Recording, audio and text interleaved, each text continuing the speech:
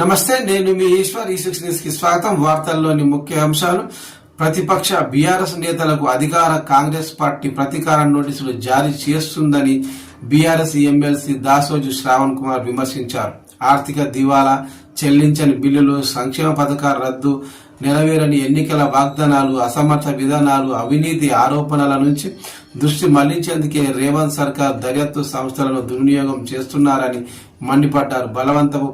బలవంతపు చర్యల, ప్రతీకార నోటీసులు, అక్రమ కేసులు కేటీఆర్ లాంటి నాయకుడి సంకల్పాన్ని కదించలేవని ఎక్స్ వేదికగా స్పష్టం చేశారు.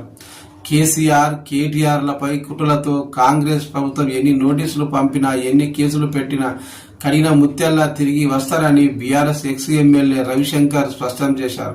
కరీంనగర్ ఎమ్మెల్యే గంగుల కమలాకర్ నివాసంలో ఆయన మీడియాతో మాట్లాడుతూ కేసీఆర్, కేటీఆర్లపై కాంగ్రెస్ ప్రభుత్వం కాళేశ్వరం, ఫార్ములా E1 తదితర కేసులు పెడుతుందని, వీటిలో ఏ ఒక్కటి కూడా కేసు నిలవదని అన్నారు. ఈ నెల 25న రైతు భరోసా వేస్తామన్న మంత్రి తుమ్మల నాగేశ్వరరావు గతంలో మాదిరిగా కాలయాపన చేయొద్దని డిమాండ్ చేశారు.